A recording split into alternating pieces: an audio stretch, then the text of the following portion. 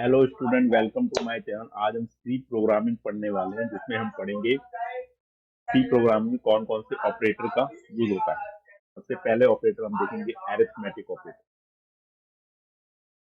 Arithmetic operator, इसमें addition, subtraction, multiplication और division और मॉडुलस का यूज किया जाता है। यहाँ पर हम एक वेरिएबल डिक्लेयर कर देते हैं, जैसे a इक्वल टू 6। इस तरह से हम डिक्लेयर कर दिया, और b को भी हम यहीं पे डिक्लेयर कर देते हैं, b इक्वल टू 3। उसके बाद हम यहाँ पर क्या करेंगे, प्रिंट करेंगे। तो पहले एडिशन को देखते हैं। तो एडिशन करने के लिए हमने लिखा print F, this some is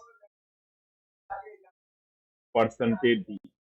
percentage D लिखने के बाद हम यहाँ कॉमा लगाएंगे और लिखेंगे ए प्लस बी, और सेमी कॉमा लगाएंगे, क्योंकि सेमी कॉमा एक टर्मिनेशन होता है, जिसके लिए हम नेक्स्ट लाइन पे बताते हैं कंपाइलर को कि नेक्स्ट लाइन पे चेकिंग शुरू करनी है। तो टर्मिनेशन को हमें सेमी कॉमा के रूप में लगाना पड़ता है।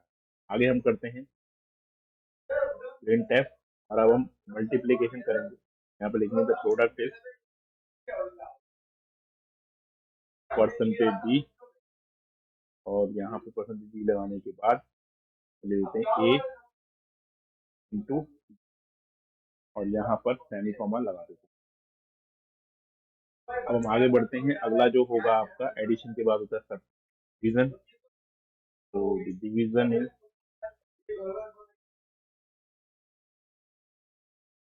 एक परसेंटेज डी लगा देंगे, और इसमें हम ए को डिवाइड करेंगे बी से।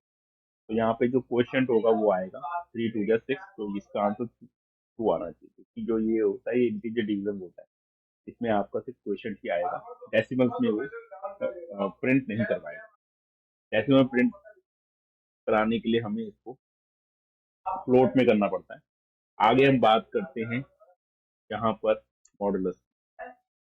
तो मॉडुलस में क्या निकलता है, रिमाइंडर निकलता है। रिमाइंडर इज परसेंटेज डी, और यहाँ पर हम ए परसेंटेज डी।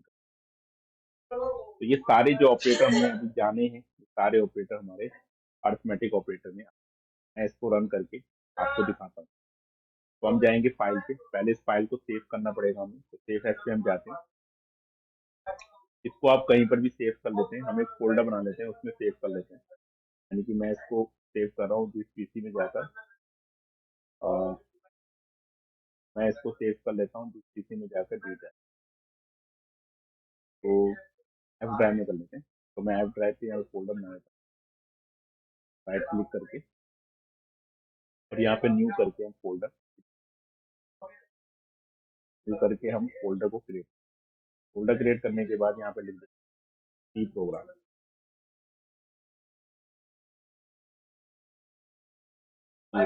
अब इसको हम ओपन कर लेते हैं, और यहाँ पर सेव कर लेते हैं। पहला प्रोग्राम बना रहे हैं ऑपरेटर का, देता हूँ operator dot C. Dot C के नाम से सेव होता है सी प्रोग्राम। हम सेव कर लेते हैं। सेव हो गया है। अब इसको हम रन करेंगे। तो रन करने के लिए हमें क्या करना है, यहाँ पर फाइल पे जाना है। ये सेव हो चुका है फाइल पे। तो अब हम एग्जीक्यूट पे जाएंगे और कंपाइल करेंगे पहले। देखिए कोई एरर तो नहीं है प्रोग्राम में। प्रोग्राम अभी प्रोसेसिंग कर रहा है, मतलब ये रन कर रहा है अभी। देख रहा है कि कोई एरर तो नहीं, कोई भी एरर हमारा नहीं है। अब हम एग्जीक्यूट करके रन कर सकते हैं। तो आप देखोगे यहाँ पे सारे वैल्यू हमारी गेट हो गई। सम भी गेट हो गया, प्रोडक्ट भी गेट हो गया, डिवीजन भी गेट हो गया, और रिमाइंडर भी गेट हो गया। और ये एक ही लाइन में गेट हुए हैं, क्योंकि हमने यहाँ पर स्लैश एन नहीं लगाया। यहाँ पे हम स्लैश एन लगा लेते हैं, और नीचे भी हम स्लैश एन को रिमाइंड कर देते हैं, और उसके नीचे भी हम स्लैश एन को। उसके बाद हम दोबारा इस फाइल को सेव करेंगे, और सेव करने के बाद दोबारा एग्जीक्यूट करके कंपाइल करेंगे, और उसके बाद रन करेंगे। जैसे हम रन करेंगे हमारा रिजल्ट यहाँ पे गेट हो जाएगा। ये हमारा गेट हो गया, रिमाइंडर भी गेट हो गया, डिवीजन भी गेट हो गया, प्रूफ भी गेट हो गया, सम भी। ये हमारा इस तरह से अर्थमेटिक ऑपरेटर यूज होता है। अब आगे बढ़ते हैं, इसको भी हम कमेंट आउट कर देते हैं, और अब कमेंट आउट करने के बाद आगे बढ़ते हैं। अगला ऑपरेटर हम पढ़ते हैं, और उस ऑपरेटर का नाम है कंपैरिजन ऑपरेटर। Comparison operator. अब कंपैरिजन ऑपरेटर कैसे यूज होता है इसमें वो देख लेते हैं। सबसे पहले हम यहाँ पर एक वैल्यू दे देते हैं, int a equal to 6, e equal to 12 दे रहा हूँ ताकि समझने में आसानी हो। अब हम यहाँ पे कंपैरिजन ऑपरेटर का यूज करें, प्रिंट एफ, ठीक है, ये लिखूंगा। अगर मैं चेक करना चाहता हूँ ए इज ग्रेटर देन,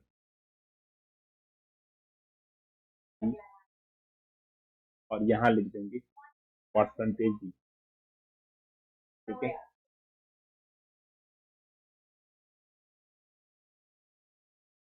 इसमें हम लिख देंगे ए ग्रेटर देन बी। तो यहाँ पे जब ट्रू होता है, अगर ए बड़ा है बी से, तो 1 आएगा, क्योंकि ट्रू के लिए 1 प्रिंट करेगा और फॉल्स के लिए 0 प्रिंट करेगा, ठीक है। तो इसको हम एक बार सेव कर लेते हैं। सेव करने के बाद एग्जीक्यूट पे जाकर इसको कंपाइल करेंगे। तो अभी कोई एरर आ रहा है यहाँ पे, क्योंकि ये बता रहा है कुछ, ठीक है। तो हम देखते हैं क्या एरर है। मेन फंक्शन मैंने नहीं लगाया क्योंकि मैंने उसको भी कमेंट आउट कर लिया है, इस वजह से ये गड़बड़ कर रहा है। अभी हम सही कर लेते हैं। तो यहाँ पर गड़बड़ क्या हुई है कि मेन फंक्शन कुछ किया हुआ है, रिलेशन और स्टेटमेंट एट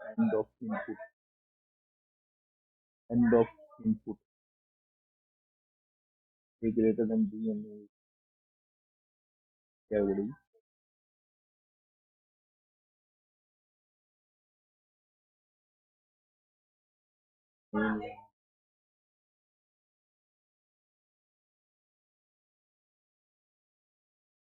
ए ग्रेटर देन बी। तो यहाँ पे प्रिंट एफ कर रहे हैं, हाँ,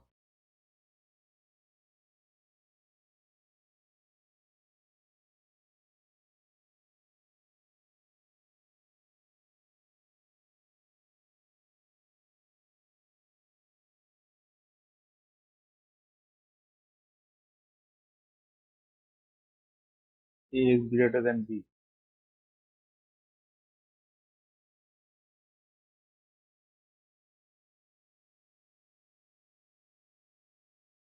इसमें देखते हैं गड़बड़ क्या है। हमने इसमें रिटर्न नहीं लगाया, ठीक है। यहाँ रिटर्न लगा लेते हैं, रिटर्न, तो यहाँ पे कर्ली ब्रैकेट लगा। यही गलती थी, मैंने नहीं की थी, और हम इसको अब रन कर, कंपाइल किया, कंपाइल किया, जैसे मैं रन करूंगा यहाँ वन आ गया, यानी कि ये ट्रू है। ट्रू के लिए 1 आता है और इसके लिए फॉल्स आता है, ठीक है। तो इस तरह से हम इसको यूज कर सकते हैं। आगे बढ़ते हैं, इसे प्रिंट एफ करते हैं। यहाँ पर अगर हम लिखें इज लेस देन,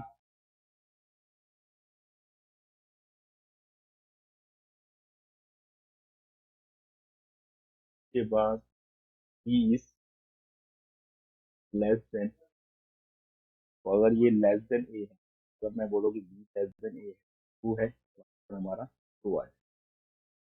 और अगर मैं बोलता हूँ कि बी इज लेस देन ए, ठीक है, यहाँ पर मैं लगा देता हूँ कि 0 आ जाए। 0 का मतलब है false। तो सेव करता हूँ, कंपाइल करता हूँ, फिर रन करता हूँ मैं, यहाँ पर आ जाएगा इज लेस देन ए, तो ये 0 आ रहा है, मतलब ये गलत स्टेटमेंट है, तो ये 0 आ जाएगा, ठीक है।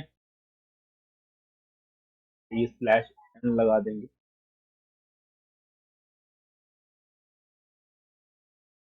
फिर से हम सेव करते हैं,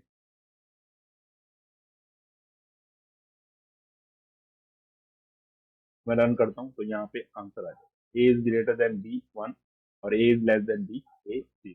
0 का मतलब फॉल्स होगा, 1 का मतलब ट्रू होगा। तो ये हमारे कंपैरिजन ऑपरेटर। अब हम लॉजिकल ऑपरेटर को भी हम कमेंट आउट कर देते हैं, और फिर हम शुरू करते हैं अपना अगला अगला ऑपरेटर, जिसका नाम है logical operator. Logical logical operator दो तरह के होते हैं, पहला जो ऑपरेटर होता है लॉजिकल ऑपरेटर में वो होता है एंड, और दूसरा होता है और ऑपरेटर। अब एंड का मतलब क्या होता है, पहले इक्वल टू 6।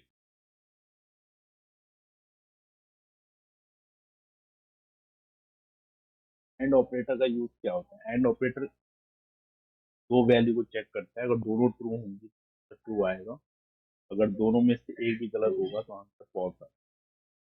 तो यूज कैसे करना है वो देखिए, यहाँ पे लेते हैं printf।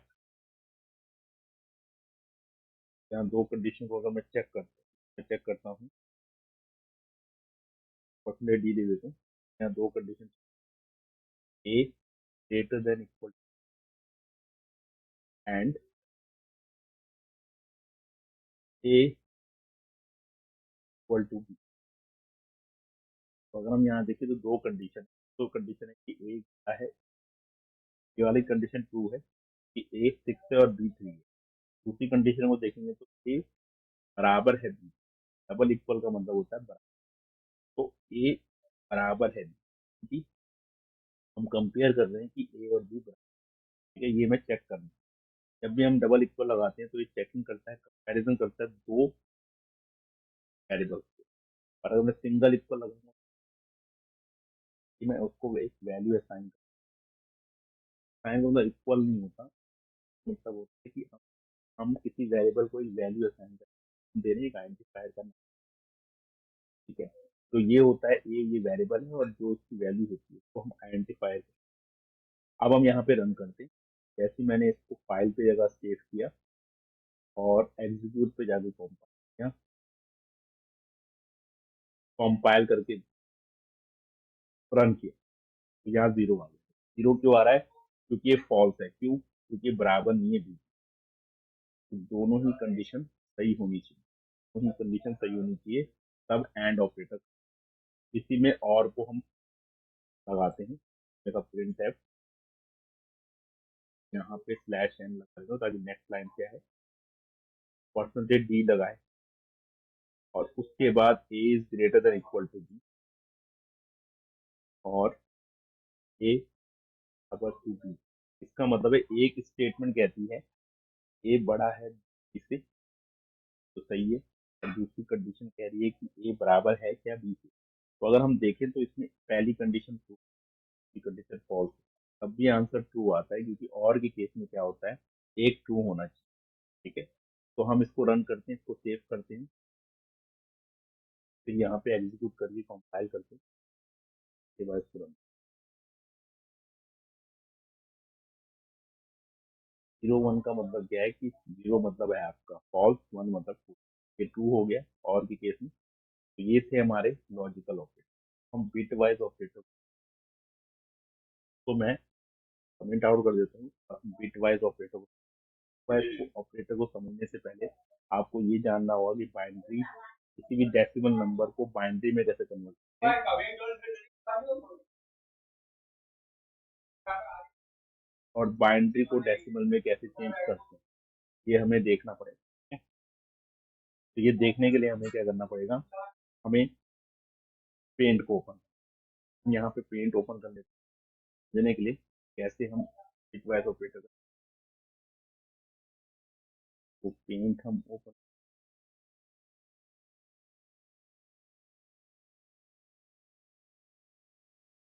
पेंट में हम समझ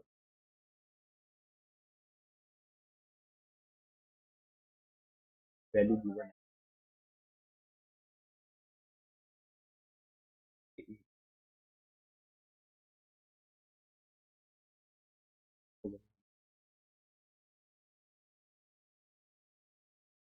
ये डिवाइड करेंगे, ये आपका जीरो, उसके बाद टू टू जा 4 होता है, और इसका भी जीरो ले लीजिए, ठीक है। उसके बाद 2 1 जा 2, फिर से यहाँ पर जीरो। इस तरह से हम बाइनरी की डेफिनेशन को और इसको उल्टा लिखते हैं, कैसे लिखते हैं, 1 0 0 0, 1 0 0 0 से इसको उल्टा लिखा जाए। उसके बाद 10, 10 को हम देखते हैं और 10 को भी 90 में कन्वर्ट करते हैं, 10 को बाइनरी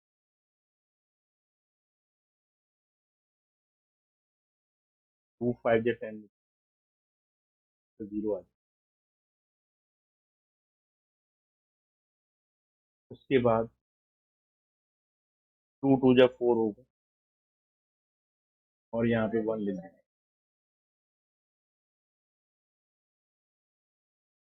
2 1 जब 0, यहाँ पे क्या आ जाएगा, 1 0 1 0। ठीक है, अब इसको हम करके देखते हैं। अगर मैं इसमें एंड वाला बिटवाइज ऑपरेटर लगाता हूँ कैसे यूज होगा ये वो देखिए। अगर एंड वाला हम बिटवाइज ऑपरेटर इन दोनों नंबर, तो हम एक चीज देख,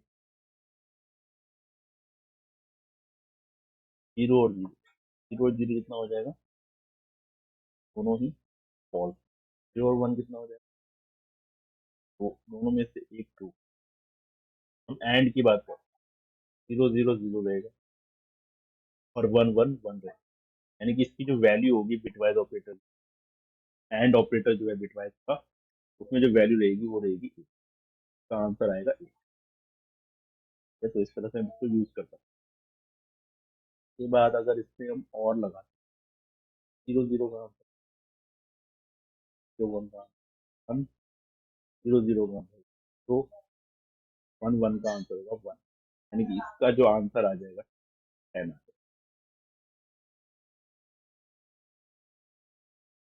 कि आपका और ऑपरेटर में 10 आंसर। क्या बात करते हैं और, और में क्या होता है कि जब दोनों ट्रू होते हैं तो 0 होता है, और जब दोनों फॉल्स होते हैं तब भी यहाँ पर 0, दोनों 0 है तो 0 है, 0 1 भी हम वही है, 0 1 हमारा 1 है।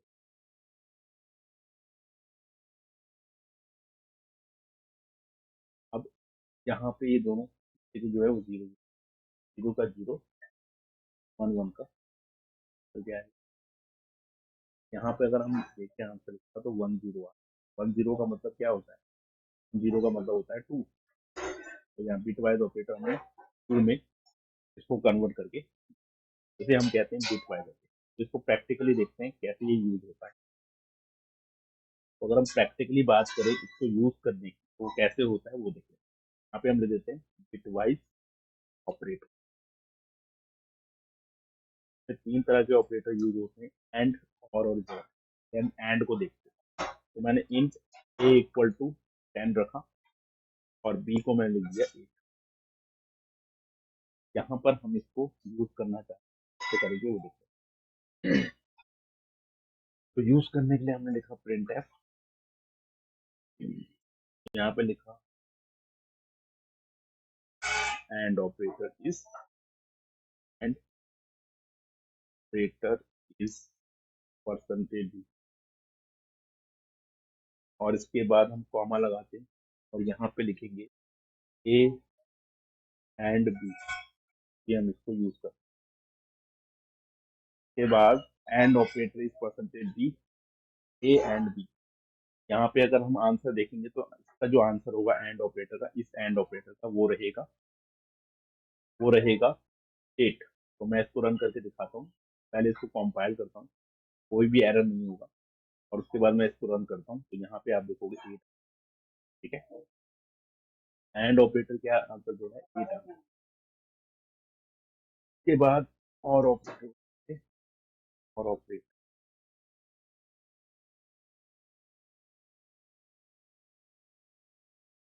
परसेंटेज डी के बाद कॉमा लगाते हैं ए और बी, तो इसको हम 7 समझ। ठीक है, उसके बाद आगे बढ़ते हैं, स्लैश एंड तरह से इसको एफ और ऑपरेटर और ऑपरेटर इज परसेंटेज डी। इसमें हम जो लिखेंगे वो इसमें लिखेंगे और का सिंबल सिंबल हम लगाएंगे। के बाद हम यहाँ पे सेमीकोलन लगाने के बाद स्लैश यूज करें, यहाँ पे रन करें, एग्जीक्यूट पे जाके कंपाइल करते हैं। फाइल पे जाने के बाद ये आंसर हमारा आ जाएगा एंड और जोर यूज करके। तो इसे हम कहते हैं बिट वाइज। ये सारे ऑपरेटर्स होते हैं जो सी प्रोग्रामिंग में यूज जाते हैं। आज के लिए हम इतना ही करते हैं। अगली क्लास में हम इफ एल्स फंक्शन को पढ़ के कैसे इफ एल्स को यूज किया जाता है वो हम देखने वाले हैं। Thank you so much.